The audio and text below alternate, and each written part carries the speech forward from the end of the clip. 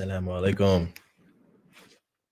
Hey, it's the chosen one. It's the guided one. It's the guided one. It's the chosen one. It's the man with the pitcher of water. Oh man. Okay, so this is going to be a good one. It's going to be short and simple. What I'm going to be doing is giving um, some questions to be answered that are pretty easy to answer if you don't beat around the bush and you answer them directly. However, these questions will be directed at Christians because I believe a lot of them in the apologetics community, particularly one of them by the name of God Logic, goes by Avery, right? He seems to periodically put out the challenge to prove that Jesus was Muslim. And so I'm going to go ahead and do that today. I've done it in some of my previous videos, but today I'll be doing it in question form for Christians, and breaking that down in how it should be answered and how most Christians will probably try to beat around the bush or ad lib or stall or interrupt to try to create meaning where there shouldn't be. We should take the text as it is and analyze it as it is. And by text, I mean the Bible. So, yeah, I'm going to get started. I'm going to start by sharing my screen and showing you guys where in the Bible, here, let me do this. Where in the Bible Jesus was actually referred to as, or I should say, described as a Muslim. And here we go. So we're going to start in Hebrews. Now, a little bit of history about Hebrews. A lot of Christians or their scholars would say that the book of Hebrews is anonymous. However, I don't believe it to be anonymous. Sorry about that. Give me a second.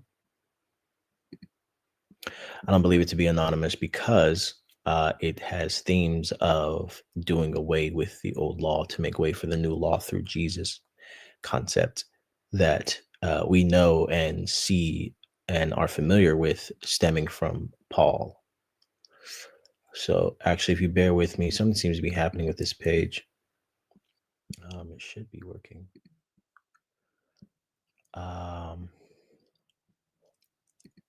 Let me go ahead and 1 second and refresh it. Let's do that. Okay. Boom, there we go. Okay, so we're going to use a King James Version.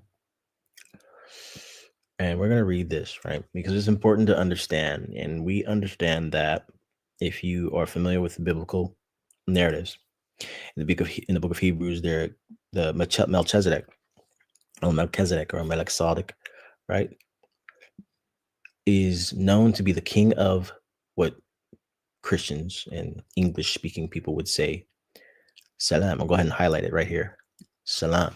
I'm going to zoom into Salem. They would say Salem, but this is actually the word Salam. And I'll tell you why in a second. Because if we read, right, we read on, it'll tell you this. For this Melchizedek, king of, I'll say Salem, priest of the Most High God. Now, priest of the Most High God would be what? If he's a priest, that means he has a religion, correct? According to this sentence, according to this verse, if Melchizedek, who was king of Salem, a priest of the Most High God, that means his religion was whatever God commanded of him, being a priest at that time, right? Who met Abraham returning from the slaughter of the kings and blessed him, to whom Abraham gave a 10th part of all. Listen to this. First being, by interpretation, king of righteousness. Right, I'm going to go ahead and highlight righteousness. King of righteousness. And after that, also king of Salem. Now, a lot of people confuse it to mean Salem. However, I'll correct you. It's not Salem, it's Salam. They try to say Salem because they want to choose a place. But if you actually read verse 2 of the book of Hebrews, chapter 7, it's not describing it as a place. It says, being by interpretation, king of righteousness. And after that, also king of Salam, which is king of peace. Let's go ahead and highlight peace. King of Salam, which is king of peace, as you can see here. Oops. So as we can see, the Bible is defining the word Salem, which would be pronounced Salam if it means peace. How you would say that in the Arabic, because this is an Arabic word. If it means peace and you're saying Salam, that's what it means. That's the root of it. That's where it comes from. Now, God logic, most of these apologetics guys that are on YouTube, you know, being paid by the beast to continue to push the beast religion.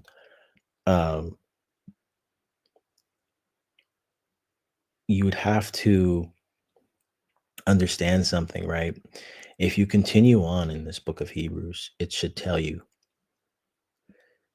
right here, Jesus, a priest like Melchizedek. So what they say here is that, right? Jesus is after the order of Melchizedek, right?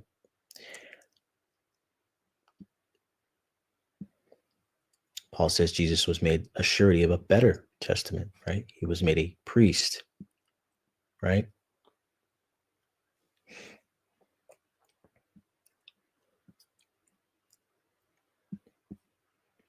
Right. So if Jesus, right, is after the order of Melchizedek, right, as it would say here, who it seems to be describing, right?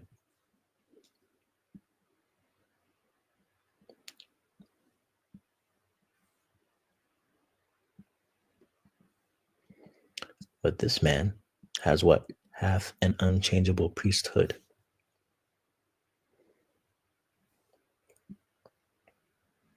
Right? And even if we, excuse me, continue, let's see, right?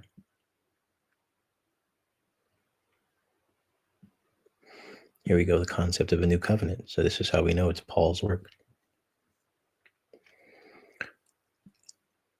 This is how we know this. Now, getting back to the point of Jesus being Muslim, just using this verse here, right? One of the questions that I love asking Christians that stumps them up, they still don't know how to answer, and they just enter into this weird space of like cognitive dissonance and just using the Bible as a means to fish for verses that confirm their bias. That bias that doesn't actually, you know, it's a bias that they basically stick to based on the religion of Christianity rather than the historicity and the text of the Bible, because they don't support each other. They really don't. Um, and it's weird how they compartmentalize. In one instance, their history says that, oh yeah, all these men did this, all these men said this, all these men recorded this, and all these men documented this. And in one instance, the Bible itself will say certain things in terms of it being a narrative, right? And then in another sense, the Christian tenets themselves, even though we know Christianity is a Jewish religious sect, um, will teach tenets that don't match the text, and the text doesn't match the history. And there are many ways in which we can prove that, but that's not the goal today. Um, the goal today is to show you guys that with this first question I'm going to ask, this will completely make, oh God, I have so many things that'll do this, but we're just on this topic today. Oh God, it's insane. And it's proven and been tested, um, because I am that guy. Um, you'll see that basically it will all fall apart. No matter what argument they bring, it will always fall apart if you ask the following questions. So, number one, all you have to do is go like this: was Melchizedek king of Salem? And you have to get them to answer directly. All this hoopla about Salem regions, like it has here on the side, you have this, but then it cuts off here and tries to show you a larger thing. But then again, it's like, well, if you read uh, all these different versions, they'll try to give you footnotes and all these other things to distract you from what's being said.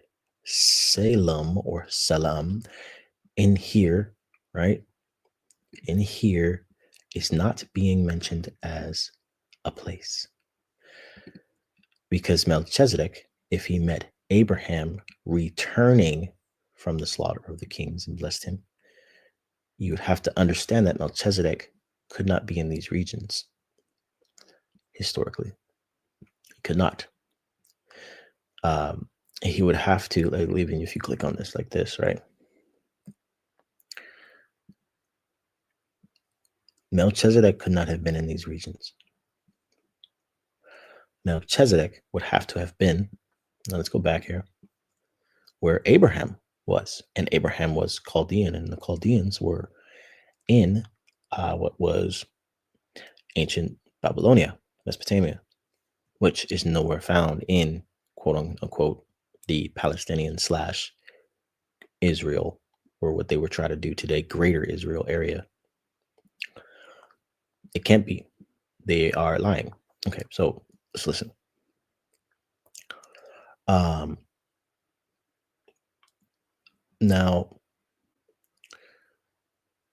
the priesthood that Melchizedek was under, because if you read it, if you continue to read, he had no mother and no father. If you it says it right here, right after verse 2, without father, without mother, without descent, having neither beginning of days nor end of life, but made like unto the Son of God, abideth a priest continually.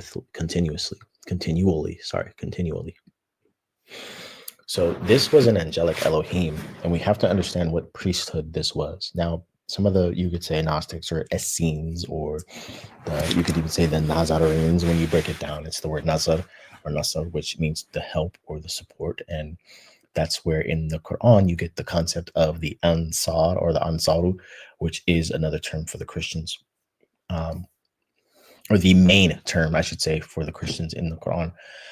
Certain Qurans term them differently.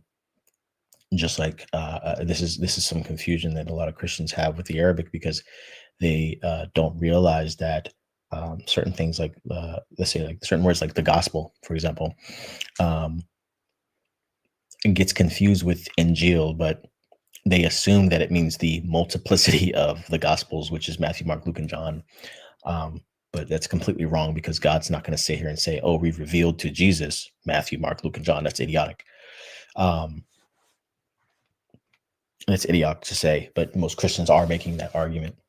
It's really weird. But just to give you some history on this, Melchizedek is actually an Elohim, and the Elohim were considered the sons of God. If you read the book of Job, it says the same thing, especially when Satan was being questioned by God, and he asked him, Satan, where did you come from? And he said, from going to and fro, which means back and forth, and up and down in the earth. And if you were to actually draw that out or map that out, that is the cross. That is the quote unquote compass, the good news, the north, east, west, and south, the news, right? That is the beast. That is Satan. That is the narrative that Satan gave humanity, using the concept of the Messiah and anthropomorphizing ancient ideologies to, sorry, I didn't say ideologies, I should say ancient ideologies and ancient, um, how can I word this? Ancient um, concepts, from Africa into other civilizations, that were all one, as the Quran would say, humanity was all one at some point, one religion, one world, one. We all had the same mind. We all had the same. Even the Bible tells of the story, and then the Tower of Babel came, and yada yada yada. You guys know the stories, but um, you would understand that that's what's being mentioned here when we think about what atmosphere in which this priest called Melchizedek, who was made like the Son of God and had no beginning and nor end of life, but was ruling on earth and talked to Abraham. This was an Elohim. This was a what you would call an a high level. Uh, you could even say seraphim, um, who was Melchizedek, who was the embodiment of the archangel Michael in his many forms when he comes down. Something that Christians don't really study. They don't study the quantum. You could say quantum science, the esoteric science, the mystical science, the you could say what else am I looking for? You could say the metaphysical science behind how these things have taken place. Because everything is they're just bulldozed in their mind about Jesus, Jesus, Jesus, Jesus, Jesus. They're not understanding that they have to grasp certain ancient things that are actually being taken place, or that are actually being mentioned and taking place within the Bible. Um, So the first question you would have to ask is, who is Melchizedek? They're not going to tell you. They don't know, right? I just described a bit of who he was. And so does the Bible. It tells you that this was a whole other entity, but he was under God. He was a priest under God. And this entity had no beginning of days, no end of life, and he had no mother, no father, and he was ruling as a king on earth. Get that through your head. They won't be able to answer that, even though the Bible tells them and gives them clues as to what kind of being this was. Even it says in verse 4, now consider how great this man was, unto whom even the patriarch Abraham gave the tenth of spoils. Even says, the father of the monotheistic faiths was paying this man, who was described as what? King of Salem, which is king of peace. Now, the second question you would have to ask them, does verse 2, right, of the book of Hebrews define the word peace? And if it does, what word is it using? And what language does that word come from? Well, that's a two-part question. So you would say, yes, it defines the word peace as salam, or you could say it the other way around. It defines the word salam as peace. It says king of salam, which is king of peace. Take king of out because it's saying the same thing. Take that out and just stick to the words salam, which is peace. So salam is peace. He's king of a concept, a religion, because he's a priest, right? If he's a priest, priests have religion. Priests have a way of life called a religion. What would that religion be if he is king of peace, salam, this concept? Well, this concept would be, if we describe it in the Semitic languages, we would describe it as salam or Islam. So this is why we say Jesus was Musalam, Muslim. So, the challenge is very simple. Then you have to ask them this. Well, was Jesus after the order of Melchizedek?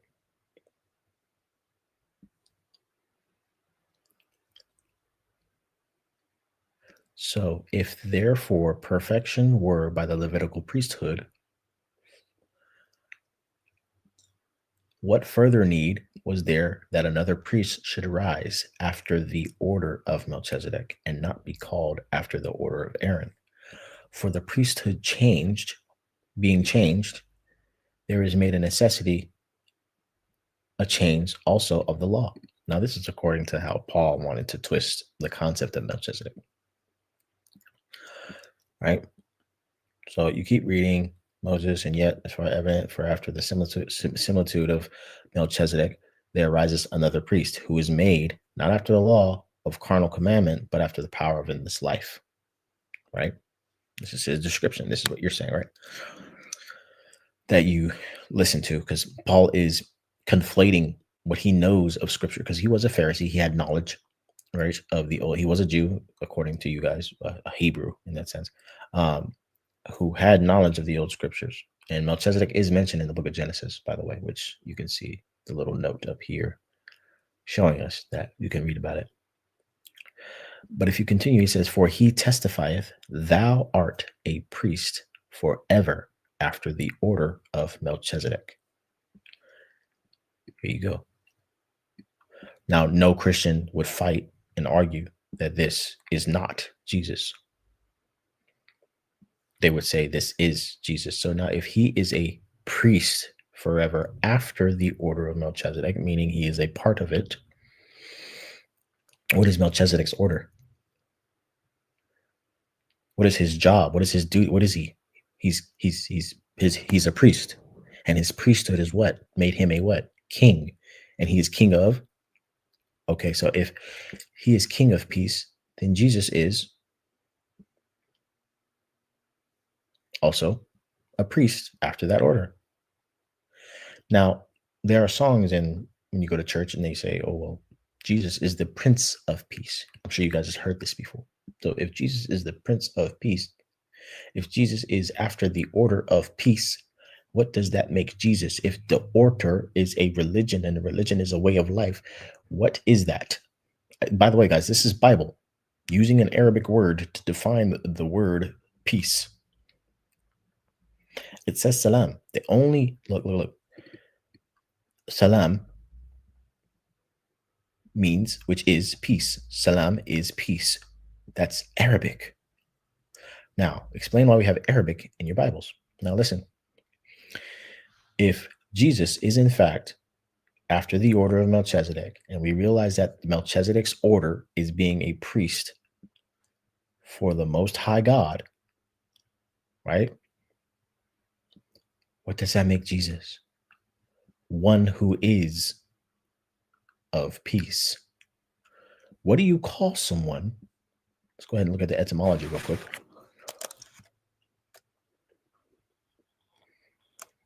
So let's do Google Translate. What do you call someone who is, if you guys can still see this, let me make sure my screen's not even sharing. Look at that. Wow. Let me bring you guys back.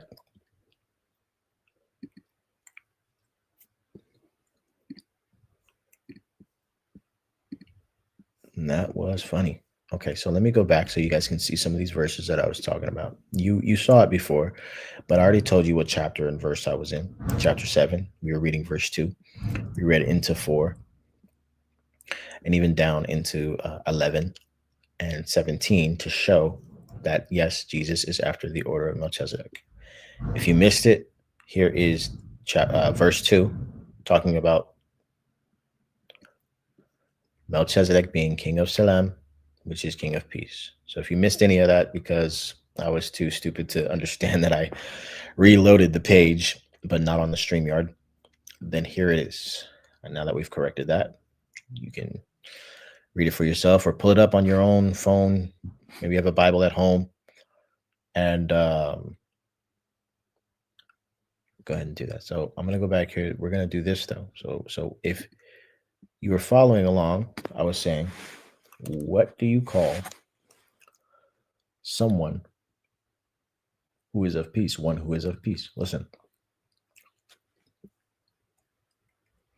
Swap this one out, right? One who is manhu, mu, or mu. Or you can say who is manhu or mu. Watch this. One. Damn, can't type. Who is of peace? Sheikhs Masalam. Masalam. Now watch this. Sheikhs Masalam, a peaceful person, right? So let's go ahead and watch this. I'm going to get rid of the Muslim, peaceful. Ma, meme, seen, lam, meme. But watch when I get rid of the ma at the beginning. Watch this. Salam. Now watch when I switch it around. I'm not going to do anything but click this center button, ladies and gentlemen. This center button to swap it. See how it says salam? Salam? Now it's interchangeable because we have something called vowels, but the Semitic languages don't necessarily do. Those were added. If you actually look at the Arabic language, those were added. So this sa, a, would have to have the, God, I always confuse it. The fatha or the kasra, whichever punctuation at the top. They weren't original to the language, so it doesn't matter if I mess them up. That's how you would read that. But watch when I swap this right here. Salam, salam, salam, salam. It doesn't change. Salam means salam. Now watch when I put in salam, the Arabic root. And I get rid of the a, sa, and just leave the root. Watch this. Salam, peace. There's no vowels here. It's just the root word. Salam, peace. I can swap it. Salam, peace. Salam, peace. Salam, peace. Salam.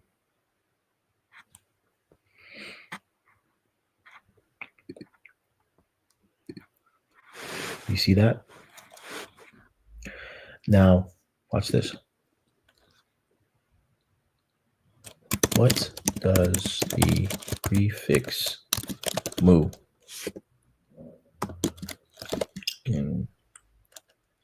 mean in Arabic? In Arabic, read along with me, guys. In Arabic, mu isn't a standalone word with one meaning, but a common prefix used to form many words, like active particles, mudaris, teacher, or nouns of place, and is key in Islamic terms like mu'min, one who is a believer, mu'min, believer. It can also appear in dialects as a particle meaning not or but. Mu'ani, not me. Mu'ani, sorry. But check this out. In Islamic terms, all right, here we go. Active particle, the doer. The mu prefix often indicates someone who performs an action like mudarish, teacher, or musafir, traveler, from safara, to travel.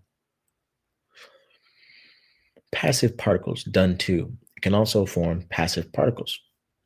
Mukassar, broken, or nouns, right? In Islamic terms, a core term meaning believer, mu'min, right? Believer, signifying someone with deep faith in Allah. Someone, a person. Same thing with the word Muhammad. I always use this example here.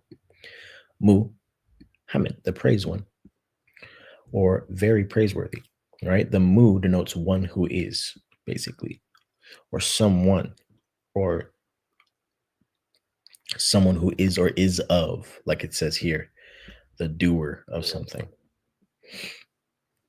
Now, we combine that with, let's go to AI mode, right? It'll tell me the same thing. I clicked AI mode. It's going to tell me what it basically means. So, mu, one who teaches. Mudaris.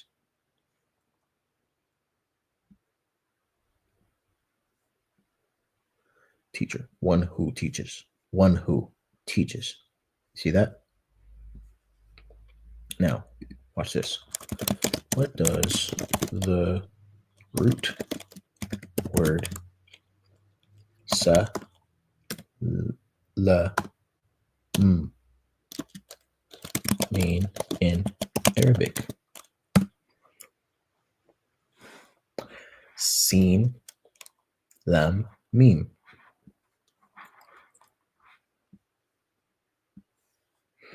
Now, being whole, safe, intact, or unharmed from this core wide range.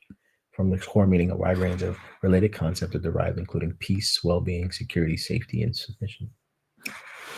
Now, there is an Arabic word for submission, so it's not this. But if we look at it, right, salam,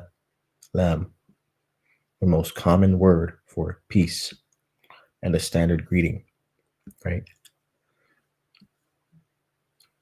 And watch how when they use the salam and they add the eh, which is an alif. It's an alif with the kasra at the bottom, or the fatha, I forget which one, like I said, the punctuation that does the E sound. E for the alif sounds like eh, meaning submission. It doesn't mean submission or surrender. Islam means peace. Muslim, the active particle meaning one who submits or submitter.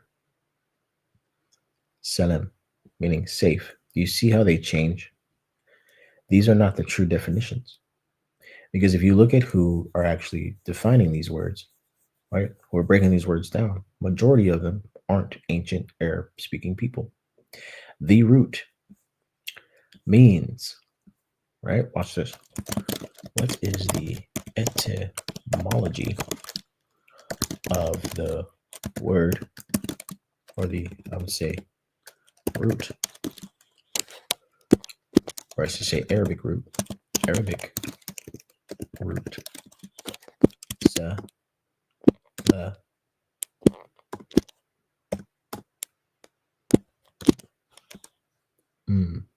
meme, right?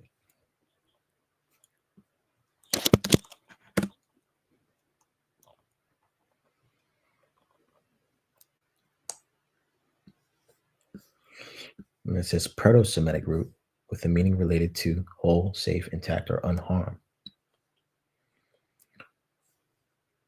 Right? What happened to submission? Proto-Semitic. It's crazy. So when did submission come in?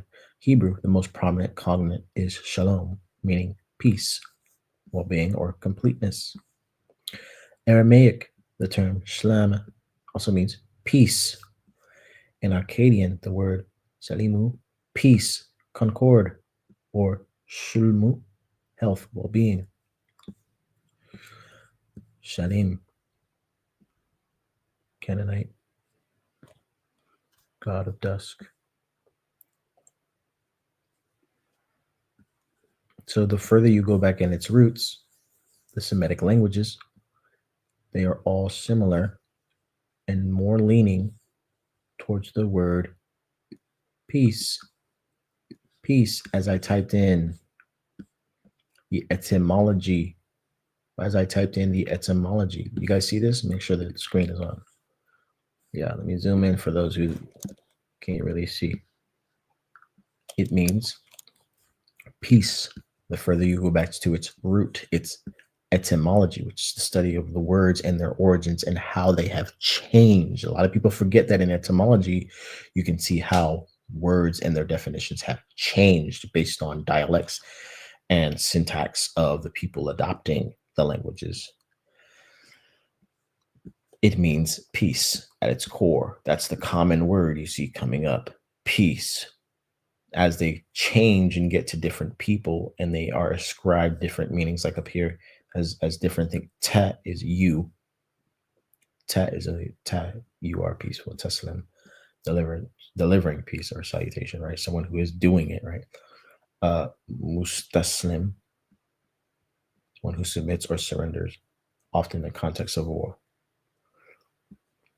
Right, as you can see, mu is one who, And then salam, salam. This is a root word to get rid of the. Remember, there is no I in the original Arabic. We all know that a lot of these apologetics guys will tell you there is no punctuation in the original Arabic. They just have the words themselves. We can even go back to Google Translate and type that in ourselves without the punctuation if we want to, and see there yourselves that it will turn out to mean peace, as we just did.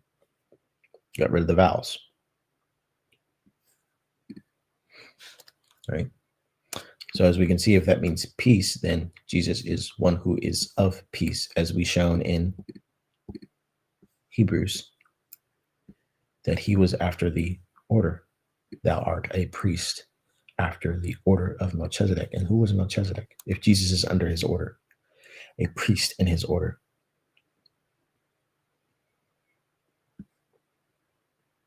So now, understanding, this is what you understand. I have to understand things. I also tell Christians a lot of time, if I offered you agua, but you never spoke Spanish before, so obviously you don't know it's water, are you going to be more likely to deny me or accept what I'm offering? You're going to be more likely to deny what I'm offering because you're unaware that someone is offering you water because you don't know the language of Spanish. However, if you understood Spanish, you would understand that the term agua simply means water, right? So if you were of the knowledge of understanding the word agua and understanding that it's derived from the Spanish language to mean water, you'd have no problem accepting agua if in fact you were thirsty. You know. Now, I don't understand why, right? We get confused around these things. That if I say, for example, let's say there was some crazy language that existed called Babalu or something, right? And in that language, Jesus is described as one who was of peace. And the way you say that in the Babalu language is Lala Lupsi.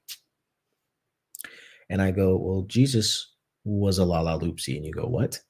Nah, bro. He was definitely Christian, bro. No, he was definitely Jew, bro. Wasn't no Lala Lupsi. Nah, you're trapped in that weird language, that weird religion. But if you break down the etymology of Lala Lupsi, because you don't know the language, you break it down and you see that it means, it means one who is of peace. And when you read your English Bible and you see that Jesus is after the order of peace, Jesus says, peace be upon you.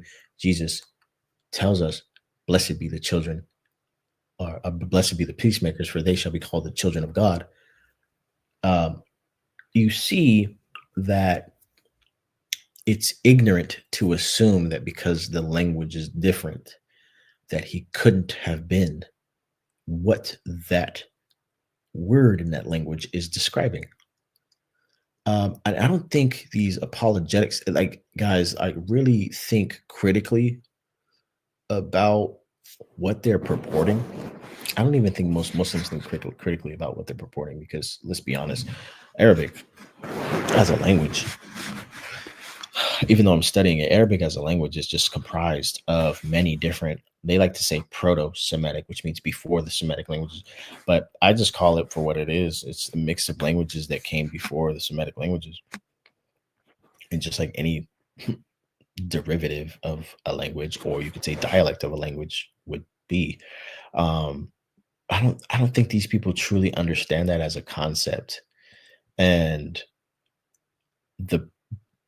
that's what you have to explain to them, because they're not understanding simple, basic logic. Now, I can go into the whole Islamic dilemma, which is the stupidest argument I've ever heard, even though I don't even ascribe to modern Islam, right? I don't ascribe to any sect, although I do carry the title of being Muslim. Um, it's strange to me that they could still come up with such an idiotic argument because the Islamic dilemma is not even a dilemma for Islam. It's a dilemma for Christians coming against Islam. It's a dilemma for them. They don't even realize it, as the Quran describes, that those who, make conjecture and make fun and poke and prod um, the messages of God, of Allah, are the ones who are the losers, the true losers, because they don't realize they're the ones at fault. They're so stuck, they're so haughty, they're so egotistical. They want Islam, even though they think it's so weak, they think it's so false. They spend nothing but their waking moments trying to destroy it. It's insane. And it's all because they came and said, or Islam came along and said, Jesus didn't die. And what if there is a narrative where there was a better and more peaceful option, where the most important figure in history, when praying to God, that prayer was answered? What if that happened? That's all they're really saying. And they go, oh, blasphemy. Kill him. Wait, hold on. Wait, what? Yeah, kill him. Oh yeah, God coming out the sky. Yeah, God coming down in flesh. Yeah, let's eat his flesh and drink his blood. Not only that, let's kill him. Let's say all these weird terms and think that we're actually glorifying him. Yeah, kill the lamb, slaughter it, and bathe in its blood. Yeah, these are things that we say about our Lord and Savior Jesus Christ. But we think that when he comes back, that it's okay to be saying these things in his face. Hey, Jesus, how was it? How was it dying and being stabbed in the chest with a crown of thorns on your head and nails through your feet and your hands? And like, how was it? Hmm. So all those people who were for your crucifixion, who were with those who were persecuting you, uh, did you dab them up in heaven before you came back? I mean, because they're all gone and passed away, and because it was millennia ago. Um, they're up in heaven with you, right? Because they fulfilled God's prophecy. They just didn't know any better, right? Right? You were dabbing them up, eating, drinking wine with them, right? Oh, wait, you weren't? Oh, well, I mean, we prophesied in your name. We cast out demons in your name. We did many works in your name. Yeah, yeah, yeah. I don't know you. And that's what Jesus is going to say. I don't know you.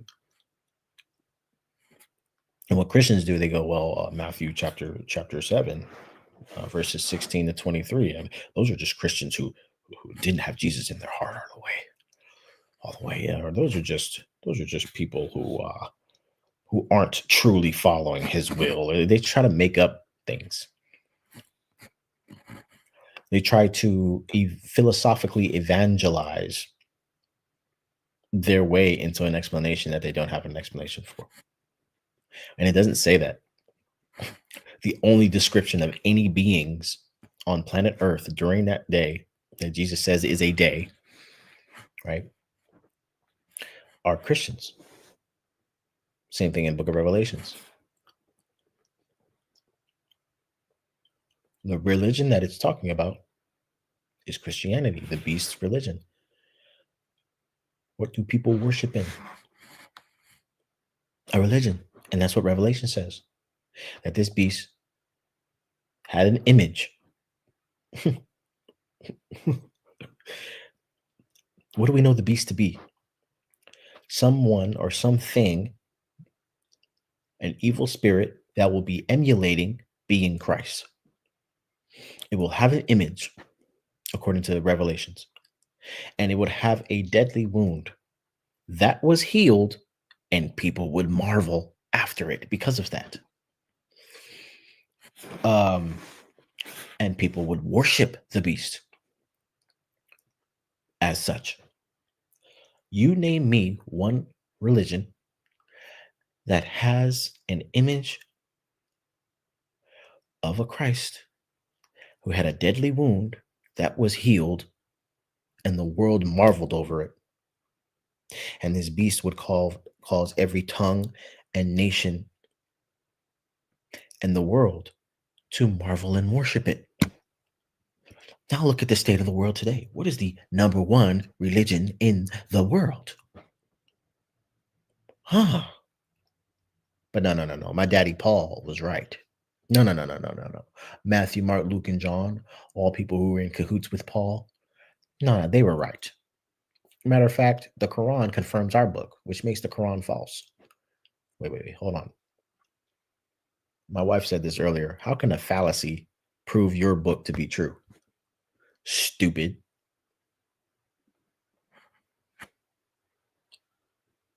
If you believe something to be false in its entirety, how can it then confirm your stuff is true? Your quote unquote Islamic dilemma. How does that make any sense? How does that make sense for anything? Yeah, you see that liar over there? Yeah, that liar over there. You see him? Yeah, he said everything I said was true. That liar over there. Don't believe him because he's a liar. What does that make you? These apologetics dudes are retarded. Like, come on, bro. Like, for real? The Quran confirms the Bible. And if the Quran confirms the Bible as truth, then that means the Bible disagrees with the Quran, and that means that the Quran is false. Oh, hello, wakey, wakey. By virtue, your book is false. Idiots. Such idiots. I've never seen such idiocy in my life.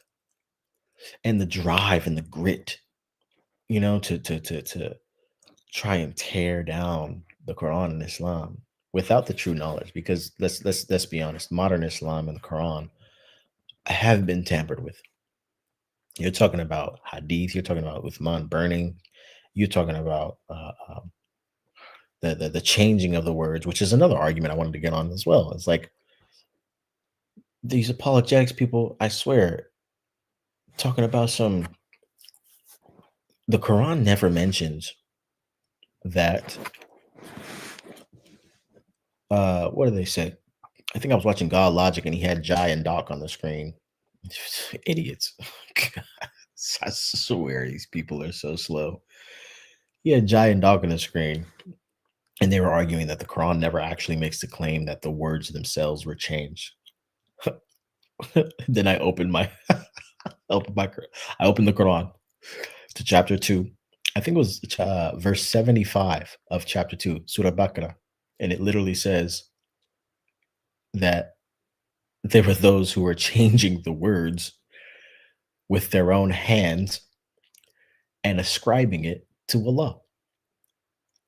But these people just claimed, Jai and Doc, God Logic, and all these apologetic Christians, that the Quran never makes the claim that the words of the books of the people of the scripture were changed by hand.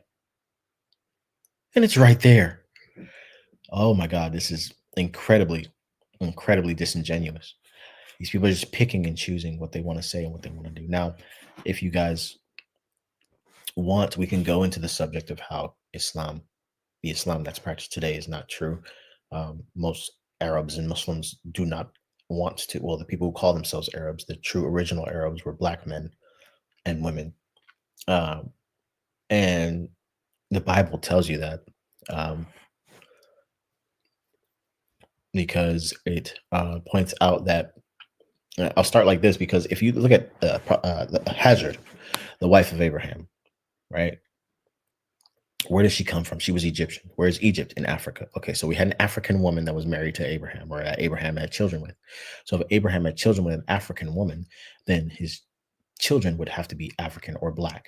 So if his descendants, which would be Ishmael, and then Ishmael had Kedar, and Kedar, his villages, these black people that were roaming in the deserts of Beersheba, who also Paul mentions, and I can pull these things up if you like. I just have to Google them real quick or go back to the website.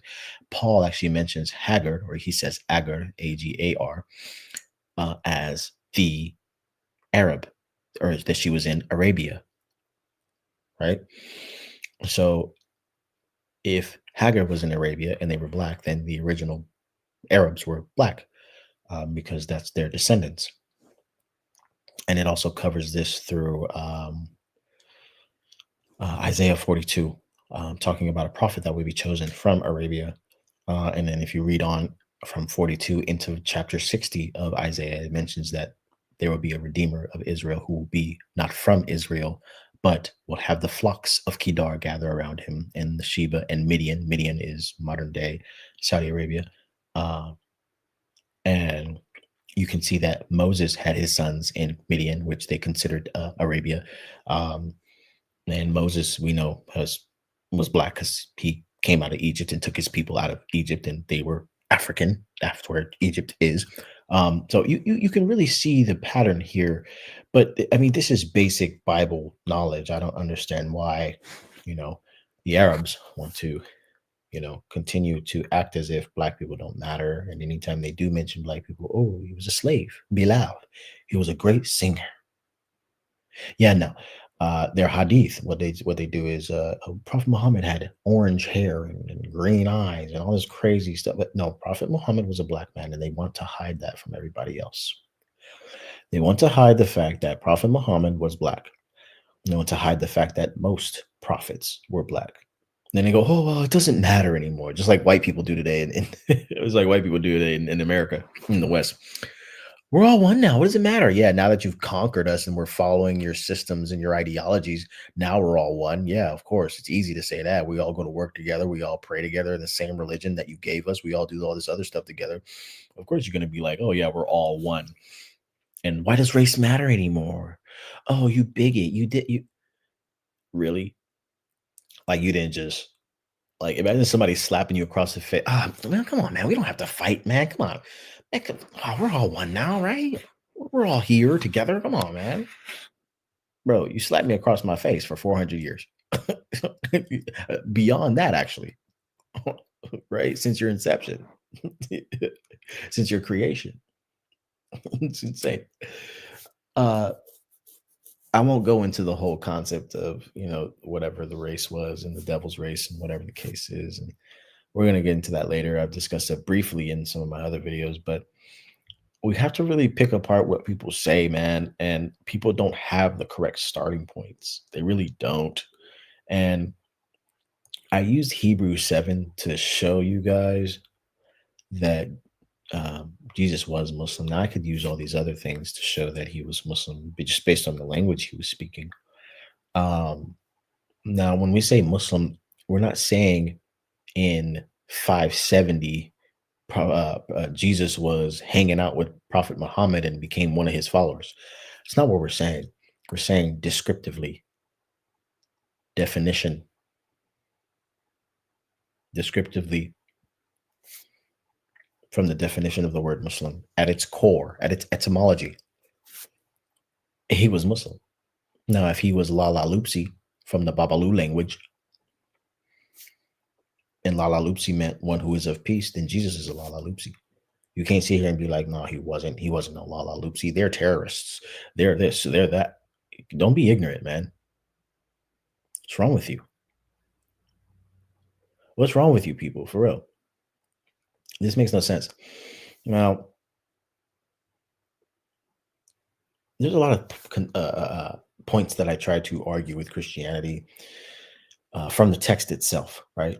That's why I like dealing with, because Christians hate, they hate digging into their own text, right? Because I like to get them with starting points. One of the starting points is authenticity, authorship, historicity, consistency, and contradictions. Those are great starting points to see and sit there and to determine whether or not something's authentic. And if you have contradictions, if you have if you have contradictions, then you can't have authenticity. And if you don't have authenticity, then you don't have truth, right? And so it's not consistent with itself.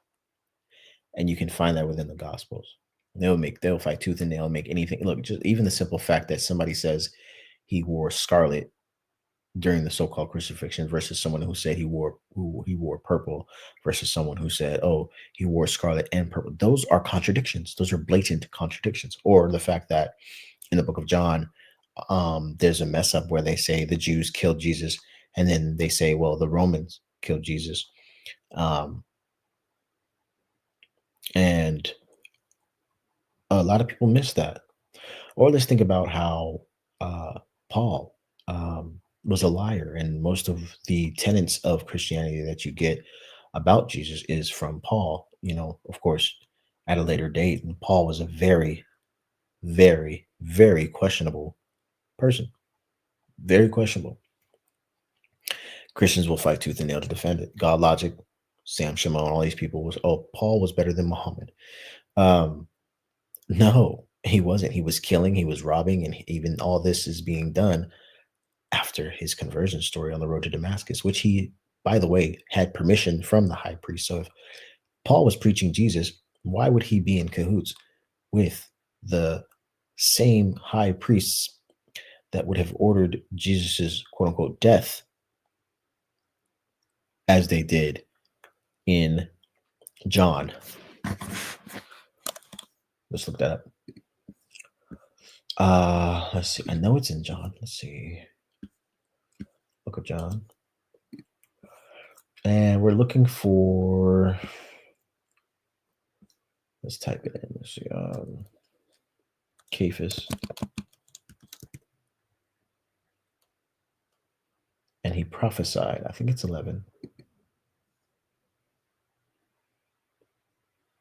Yep. Perfect. We got there. So as you guys can see, let's see if it's still there. Okay, I'm just checking my StreamYard to see if we're still filming. Yep. John chapter 11, verse 49. So let's get the King James version, the version everybody loves using. That's why I click it. Now, if we read 11, it said 49. Let's scroll down, right? The plot to kill Jesus. Wait a minute. Wait a minute. I thought this was divine prophecy. The plot to kill Jesus? Wait, who's plotting? Let's see. Then many of the Jews which came to Mary and had seen the things which Jesus did believed on him. But some of them went their ways to the Pharisees and told them what things Jesus had done. Then gathered the chief priests and the Pharisees a council. Then gathered the chief priests and the Pharisees a council and said, what do we? For this man doeth many miracles. If we let him thus alone, all men will believe on him, and the Romans shall come and take away both our place and nation. And one of them, named Caiaphas, being the high priest that same year, said unto them, Ye know nothing at all, nor consider that it is expedient for us that one man should die for the people, and that the whole nation should perish not. And this spake he not of himself, but being high priest that year, he prophesied. Let me zoom in for the ones who can't read. He prophesied that Jesus should die for the nation, and not for that nation only, but that also he should gather together in one the children of God that were scattered abroad. Then from that day forth they took counsel together for to put him to death. He prophesied. I don't see anything from God or that this was prophecy from, unless you're telling me that Cephas's prophecy is from God, and you would have to admit that Cephas, even though Jesus was against the Pharisees and high priests, you would have to admit that Cephas, or Caiaphas, how you're going to pronounce it, was ordained by God, was chosen by God to prophesy this into motion. Now, these same high priests, Paul sent letters to in order to go and find these people of the way, or that they should gather together in one the children of God that were scattered abroad. Do we have some motives or motivation as to why Paul would have even been on the road to Damascus. Most people say, oh, well, he was on his way to persecute Christians. Well, where did he get that authority from to go and look for, they weren't called Christians because all the black people back then were still quote unquote Jews, or you could say Hebrews, right? To go get people of what they call in the Bible, the way. Where do you think Paul would have gotten the authority to get on the road to Damascus? Maybe it was from his admission that he had sent letters to who? The high priests. So you end up putting these things together. The Bible is comprised of conflated stories, guys. Really put this together in your head. You guys want to see the, you know what? Let me look it up. I forgot. I got to Google it real quick. Let me open up another tab, guys. Give me a second. I got to Google this real quick to see where it's at. Where does Paul, I know it's in, I want to say it's in Acts. Don't quote me. Or Romans. Where does Paul receive his letter from the high priest? Let's see. Oh, look at that. I was right. It was Acts. He says, as described in Acts 1 through 2. Acts 9, 1 through 2. So let's try Acts 9, 1 through 2. Let's see. Give me a second. Let's see if that is in fact the case. Watch this, guys. Right? Now, remember what I was saying down here. It was the high priest that planned Jesus's death. Right? Watch this. Acts. And it's in Acts chapter 9. And Saul, yet breathing out threatenings and slaughter against the disciples of the Lord, went unto the high priests. You guys reading this? Listen, let me zoom in for you guys. And Saul, yet breathing out threatenings and slaughter against the disciples of the Lord, went unto the high priests and desired of him letters to Damascus to the synagogues, that if he found any of this way, whether they were men or women, he might bring them bound unto Jerusalem. Wait a minute. Wait a minute. Isn't that a bit familiar to what it was saying in John about how they should gather those who were scattered abroad?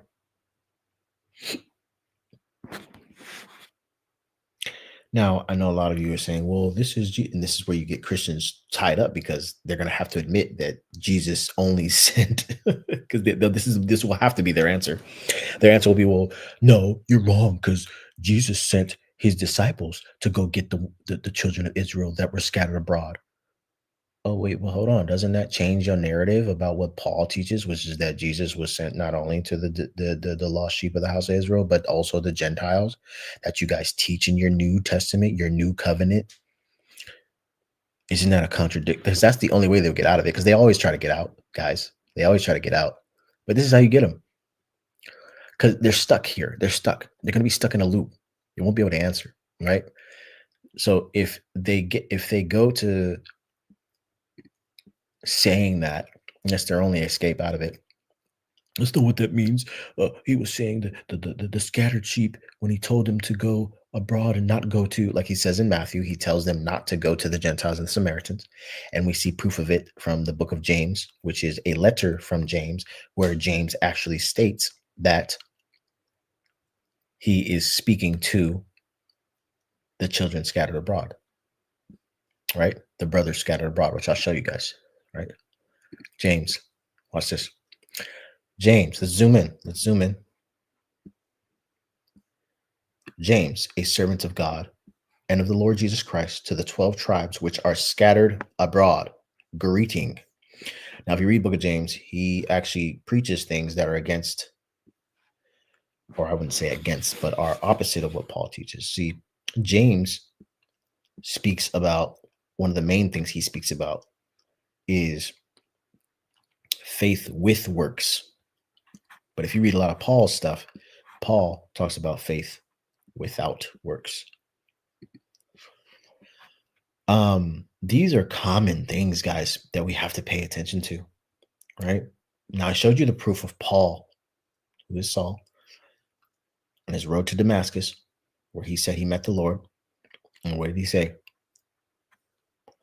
He saw a light. Now, Second Corinthians chapter what is it, chapter 12 tells you that Satan also describes, or Paul actually describes one of the same, but Paul actually describes Satan as a being of light. Now, where would Paul, guys, pay attention now, who was blinded by this whole encounter of who he says is Jesus? Listen.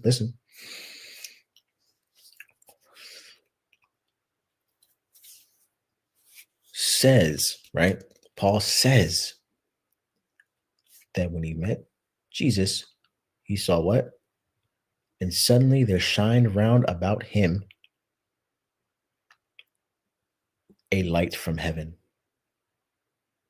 And he fell to the earth and heard a voice saying, Saul, Saul, why dost thou persecute me? And he said, Who art thou, Lord? And the Lord said, I am Jesus, whom thou persecutest. It is hard for thee to kick against the pricks. And he, trembling and astonished, said, Lord, what wilt thou have me do? And the Lord said unto him, Arise and go into the city, right? And it shall be told thee what thou must do. And the men which journeyed with him stood speechless, hearing a voice, but seeing no man. Interesting.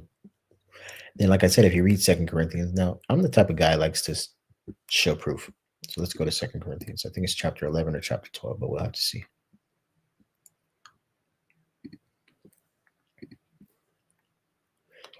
Let's say it's 12.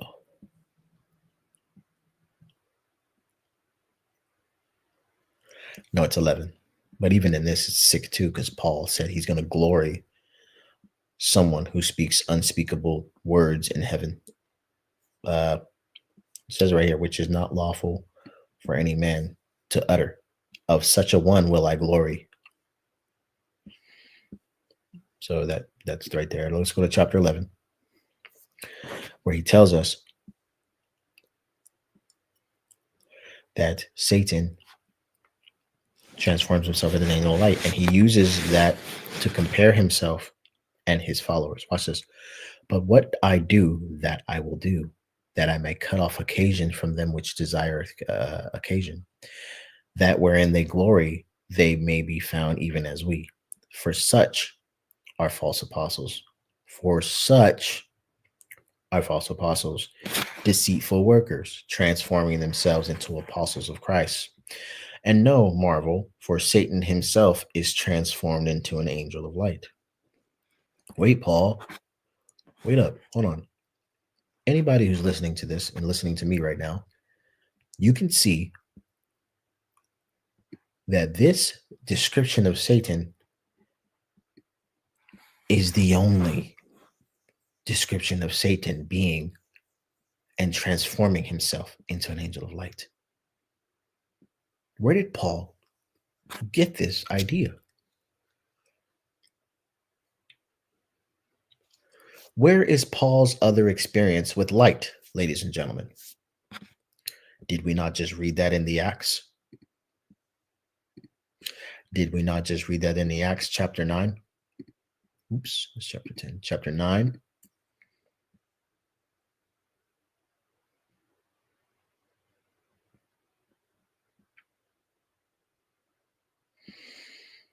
Shined around him a light from heaven.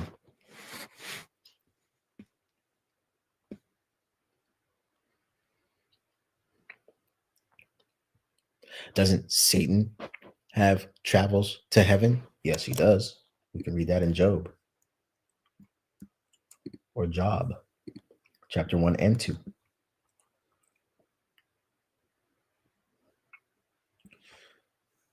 Now there was a day when the sons of God came to present themselves before the Lord. If they're presenting themselves before the Lord, where are they? Guys, where are they? Let me zoom in. Where are they? In heaven. So, and Satan came also amongst them, and the Lord said unto Satan, Whence comest thou? Then Satan answered the Lord and said, From going to and fro in the earth, and from walking up and down it. I want you to draw that on a piece of paper. And you tell me what that is. Mr. and Mrs. I follow in the footsteps of Satan because I want to worship a cross. We don't worship the death of Jesus. We worship his resurrection. Don't listen to anybody tell you that we worship his death. Even though the only thing that we actually venerate and put up on our synagogues and or put up on our sorry, I shouldn't say synagogues, but they put it up on their pieces of real estate is what? The cross. No, we don't worship the death, but you have to believe in the cross. You have to believe that he died for your sins in order for you to get salvation. And they start spitting these things at you. They are lost. Completely lost.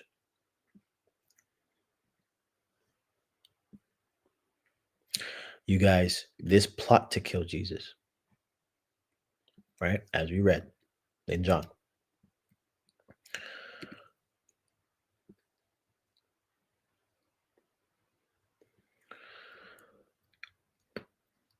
This plot was done by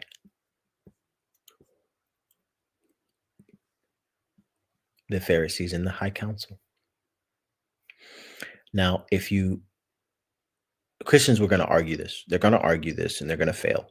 Because if you actually see the high priest being the high priest that same year was the one who planned Jesus' death. And that they should what? Also gather together in one the children of God that were scattered abroad.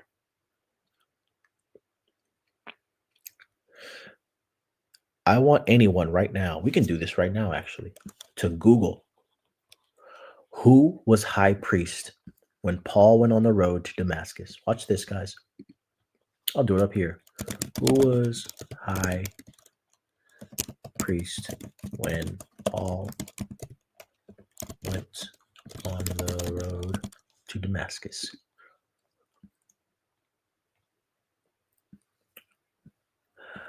When Paul was on the road to Damascus for his conversion, there wasn't a specific high priest involved in that event.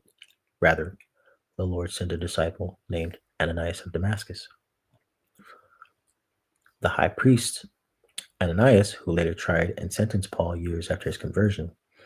Okay, so Ananias, this was the son of Cephas. But watch this. They're conflating here. They don't want to answer who was high priest. Let me rephrase the question then. Who was high priest in Jerusalem when Paul went on the road to Damascus? Watch this.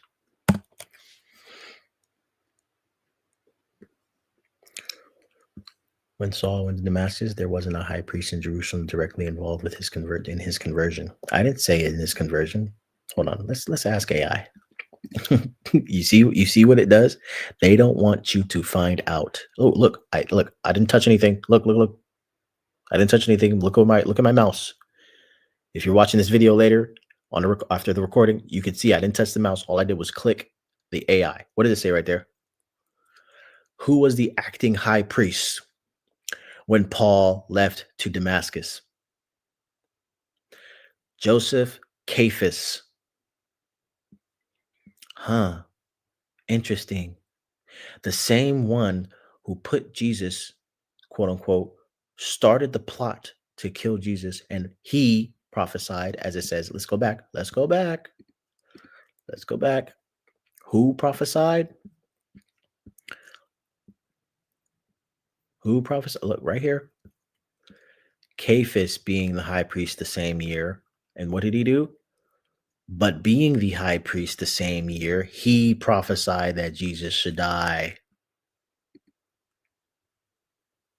You guys are following people who are sinful people. You know what Jesus says about this? Let's go back to chapter 8 of John. You know what Jesus says about this? Watch this. Let's go to 31. I've read this before. If you read 31 all the way to 47, Jesus is against those seeking to kill him.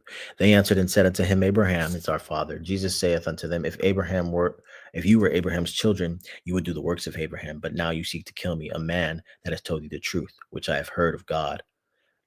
This did not Abraham. You do the deeds of your father. Then they said to him, we be not born of fornication. We have one Father, even God. They even titled it right here. Look, guys. They titled it the children of the devil. Who are the children of the devil? Jesus, let's read it. Jesus said unto them, if God were your father, you would love me, for I proceeded forth and came from God. Neither came I of myself, but he sent me. Not that he is God. What did Jesus say? What did he say? I proceeded forth and came from God. Neither came I of myself. So if you're saying Jesus was God and he sent his self in flesh, you can't say it because he's saying the opposite right fucking here. But he sent me. Let's continue. Why do you not understand my speech? Look at Jesus talking to these fools and these idiots. This is how you talk to Christians nowadays. Why don't you guys understand what I'm saying? Why don't Christians understand what you're saying? Is it because you can't hear my words? Ye are of your father, the devil, and the lusts of your father ye will do. He was a murderer from the beginning and abode not in truth, because there is no truth in him. When he speaketh a lie, he speaketh of his own, for he is a liar and the father of it. And because I tell you the truth, you believe me not. Which of you convinceth me of sin? And if I say the truth, why do you not believe in me? He that is of God heareth God's words, ye for therefore hear them not, because ye are not of God. Ye are what? Children of the devil. Why are they children of the devil? Because they sought to kill him. Who else sought to kill him? Who else sought to kill him? Let's see. Cephas sought to kill him. And what did we learn about Cephas? Oh, that he was high priest. And what did we learn about where you get your religion from? Paul, who y'all love to defend. Y'all love to defend Paul so much. Where do you get your religion from? See, when you dive into the scripture, now Christians ain't got nothing to say. Oh, you don't have any proof that they were that it was around the same time. You don't have any, but it was because who was the high priest? This is the questions you need to ask Christians, guys. It's time to wake up. Who was the high priest at the time that Paul went to Damascus when he was writing letters to them, as we just read? He was right. Let me go back to it. Acts chapter 9. Acts chapter 9.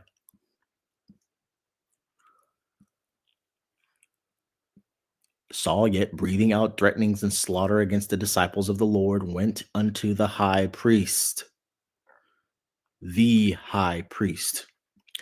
and desired of him letters to Damascus, to the synagogues, that if he found any of this way, whether they were men or women, he might bring them bound unto Jerusalem.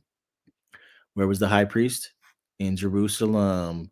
And Paul wanted to bring them there. Who was the high priest at the time? It was Cephas. And what was Cephas known for?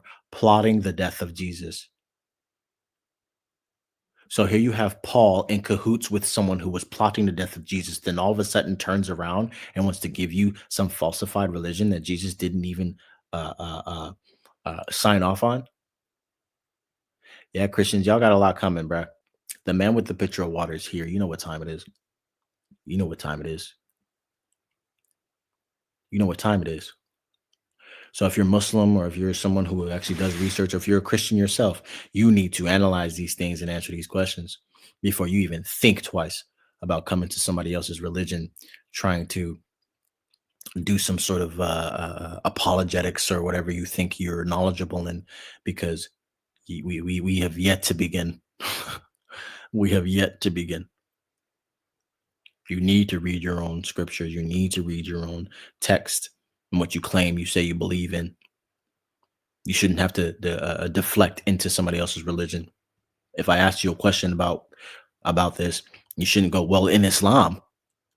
Well, that's why sometimes when I would talk to people, I wouldn't tell them what particular faith I ascribe to, because when I tell them I'm Muslim, they already jump to conclusions that I'm just this Sunni or Shia or whoever. I don't follow a sect of Islam. I go by the description of the word, the etymology of the word mu, salam, Muslim. Mu denotes one who is, salam denotes one who is of peace. Peace. Salam denotes peace. So if mu, one who is, salam is peace, one who is of peace. That's what Jesus was. That's why I say Jesus was a Muslim, because he was after the order of peace, which I broke down in my church. It's right there, man.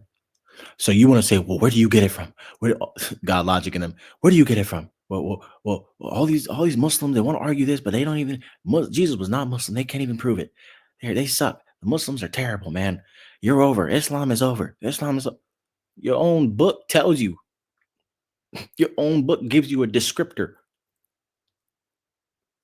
Mr. Dog Logic, Mr. Sam Shamoon, Mr. David Wood. I will take all of you on a panel. And we have to start with the right starting points. You can take this as a call out. You can take it as whatever you want.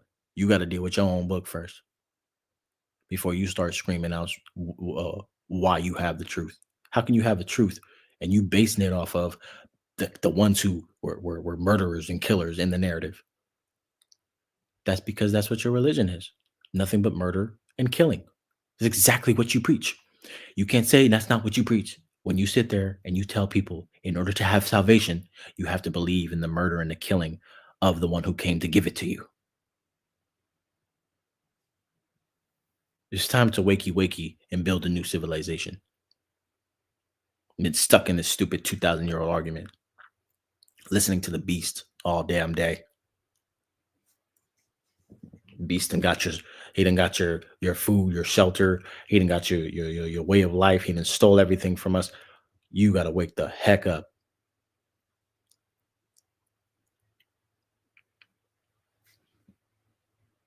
Now, some of us won't, because some of us were made to follow this system, follow the beast system, and be a part of it. That's okay. Go ahead, keep your Jesus.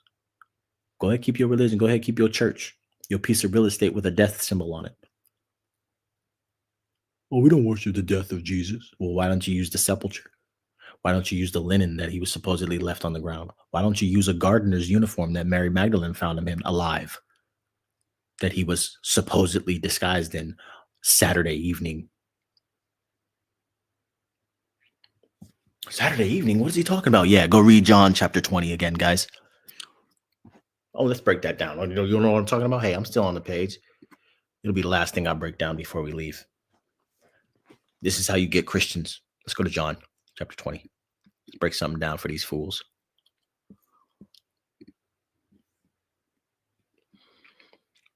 This guy's lost. He doesn't know what he's talking about. All right. I don't know what I'm talking about. Let's just read the scripture then. God, Logic, and his crew. Just read. No, you don't. You're illiterate.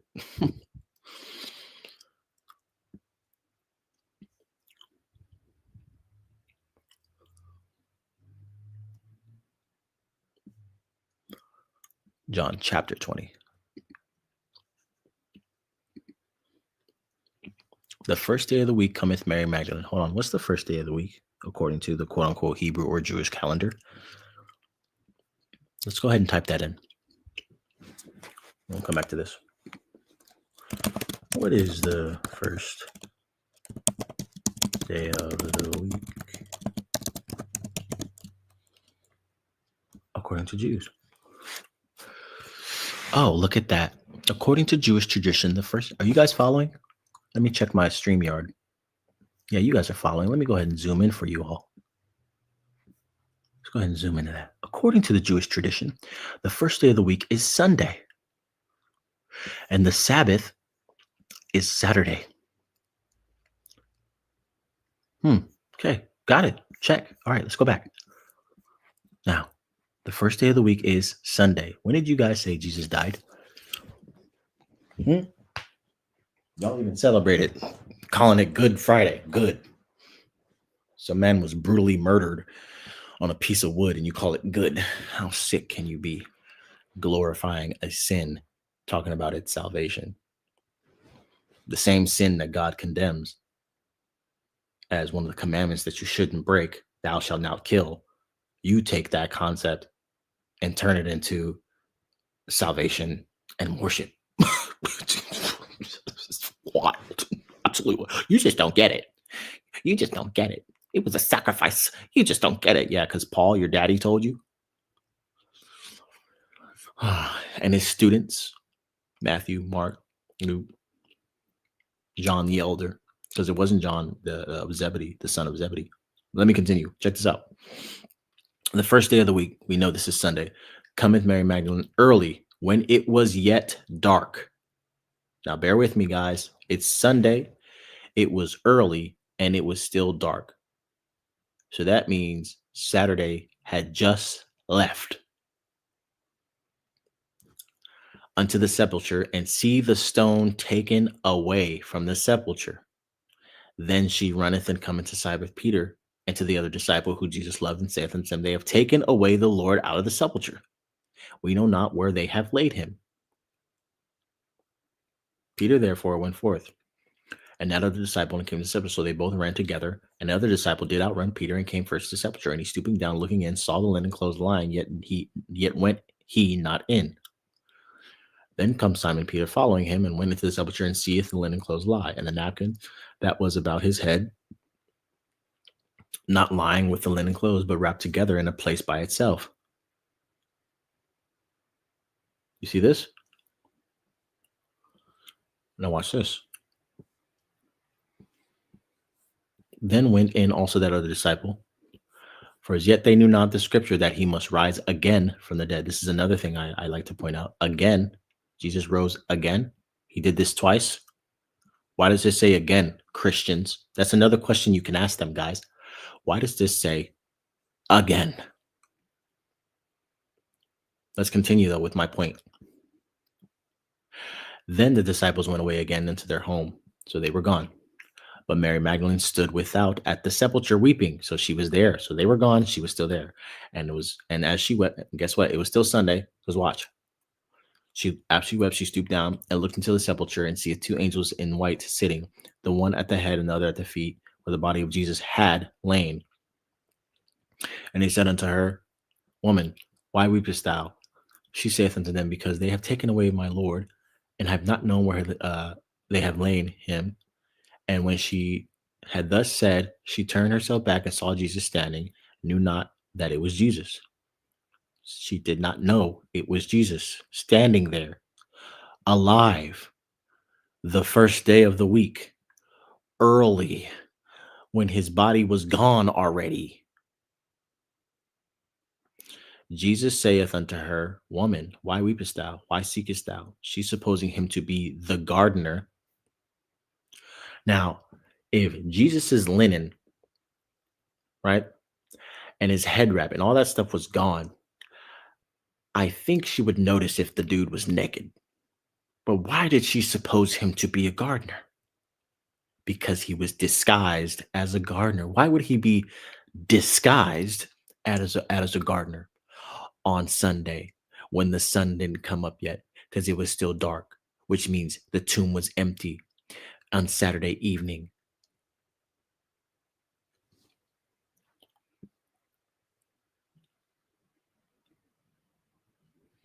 Jesus saith unto her, Mary. She turned herself and saith unto Rabboni, which is to say, Master. Jesus said unto her, Touch me not, for I am not yet ascended to my Father. Wait, hold on. Touch me not, for I am not yet ascended to my Father. Hey, Christians, have you ever broken down this in your so-called Hebrew and Greek? Hey, Christians, have you ever broken down? Ask them this, guys. Ask them to break this down in their Greek. Matter of fact, we have the internet. Let's do it together. Let's copy this.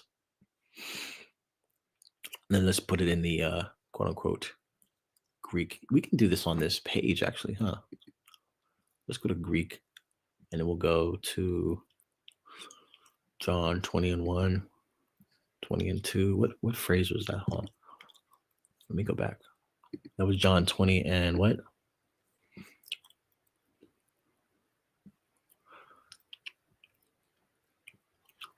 This was verse 17. So we'll do that. Go John 20 and 17. Here we go. 20 and 17. Watch this.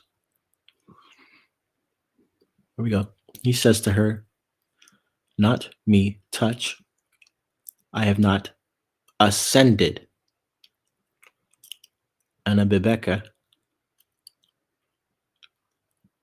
Let's see. Have I ascended?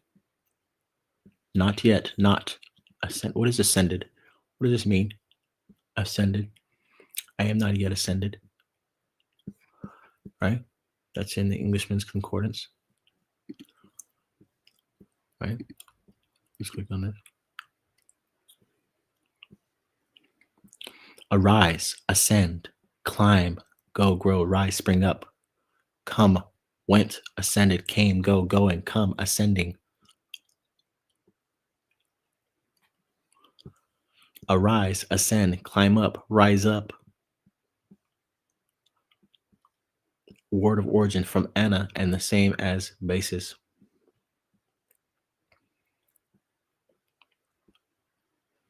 He did not what? Ascend to the Father. Right? Now what's the root word?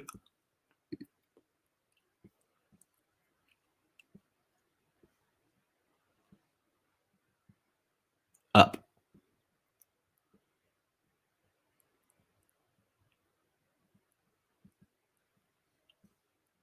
Up. Upwards each, right? Let's go back. Look. Look.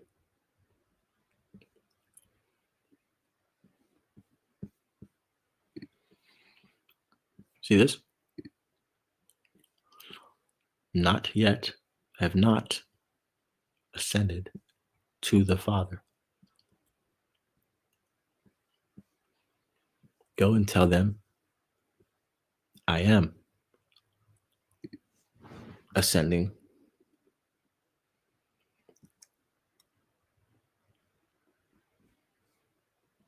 Right?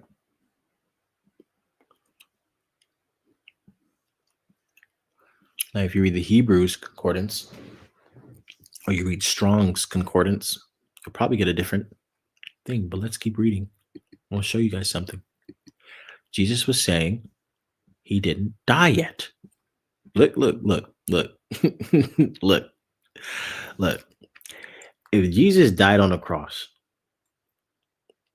and gave up the ghost and was dead and buried, and you say he rose again on the third day, which I'm about to prove it's not the third day, right?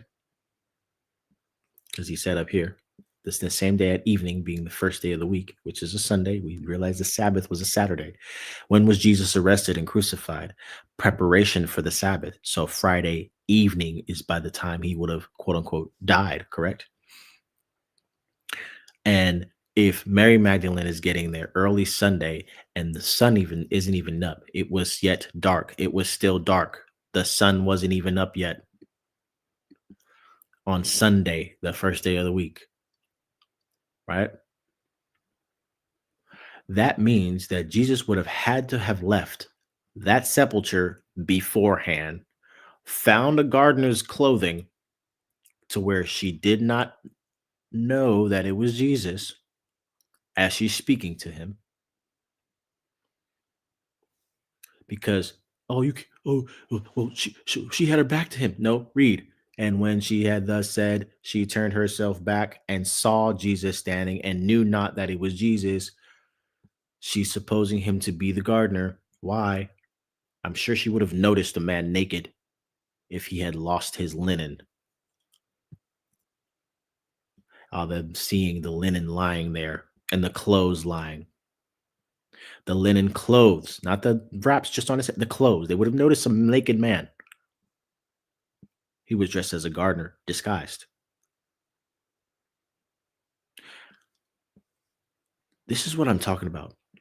You guys don't even do basic research, basic reading. It's insane. Here's he saying, peace be unto you. Assalamu alaikum. Here's doubting Thomas that they call him. Right? He told Thomas not to be faithless.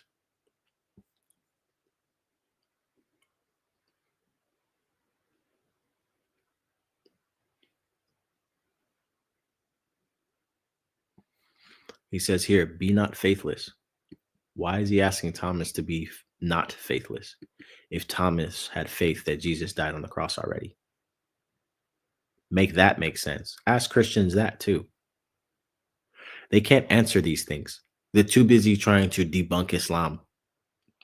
They miss basic things. And I can go all day. How long is my recording been? Let's hour and 35 minutes. Look, guys, I'm gonna have to end it here. We'd be here for Let me see. What is it? 1 hour and 35 minutes, 25 seconds. We would continue to be here for 3 more of those if I kept going into what is here, guys. I just have to cover these things briefly so you can see what to ask where everything falls apart, and ask them why, if Jesus said killing him is of the devil, why do you practice the religion of men giving it to you as a way of salvation? And in order to attain that salvation, you must believe in killing him. Hello, hello, hello. Wake the heck up. It's the chosen one, it's the guided one, it's the guided one, it's the chosen one, it's the man with the pitcher of water. Assalamu alaikum to you all.